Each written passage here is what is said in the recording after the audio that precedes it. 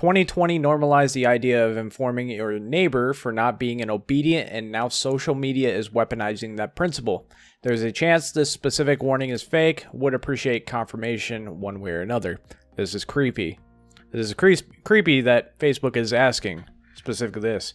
Are you concerned that someone you know is becoming an extremist? That sounds like history is repeating itself there. And I'll get to that in just a minute so that you know that this is not only the single case of this.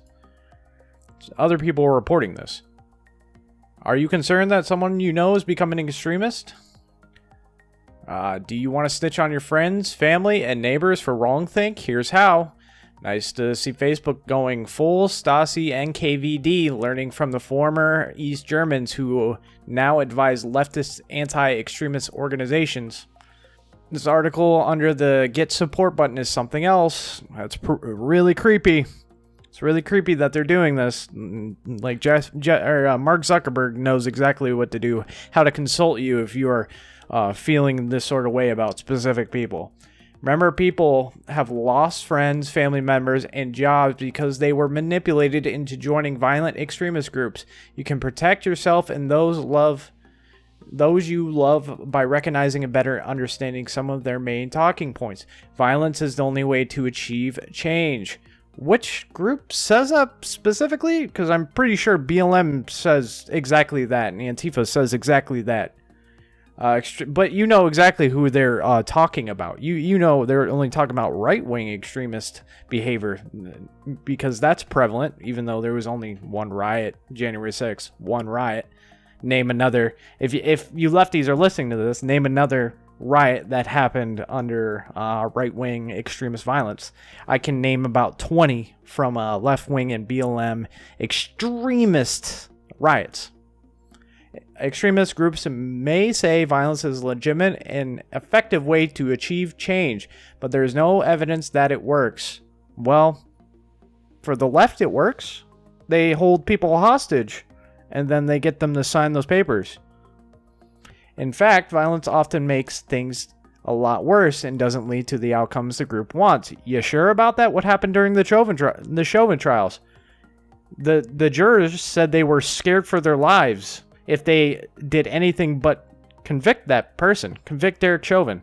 So obviously violence works. Obviously violence works for one group of people. I'm not advocating for violence. I'm not. Don't take it that way. But the left has shown that violence works when everything is going for you, when the media is on your side, when institutions on your side, when Hollywood is on your side, when the 1.1% is on your side, when everything's on your side, it works. It shows it works. Violence is against the law. Supporting a violent group can negatively impact you and your family. If you use violence, you may risk your freedoms, future job, prospects, and relationships. No, there's usually no consequences for Antifa that assault regular people. There are consequences for the ones that go after federal property and federal law enforcement. Regular law enforcement, regular people. They can do whatever they want. They get off on these charges no matter what. But yeah, Carrie, you may have been exposed to harmful extremist content recently. But this is what I was getting to. This is what I was leading to. How do you think... People always ask, how did the regular Germans let the Nazis take over? How did they let the Jews just get rounded up?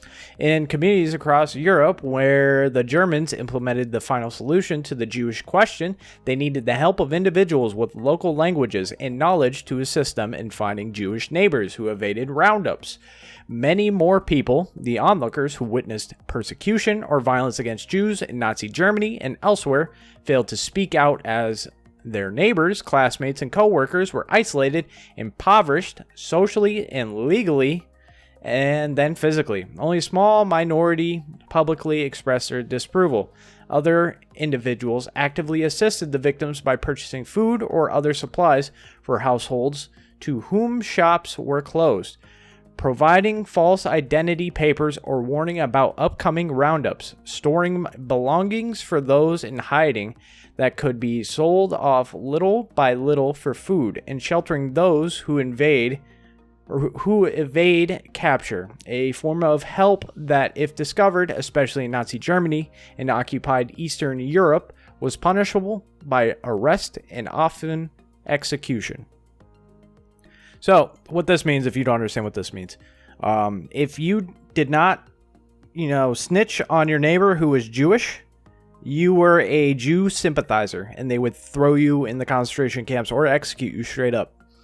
That is how the Nazis took over, and that is how the left-wing extremism is happening. Can you see the correlations? What's happening to Trump supporters? They walk into the Capitol. They walk into the Capitol. Not the ones who are causing violence. Those ones should be locked up. They walked into the Capitol and, are thrown in jail and tortured. The ones that just walked in. A 69-year-old grandma is effectively arrested and her life is over because she walked in. News article should be up now.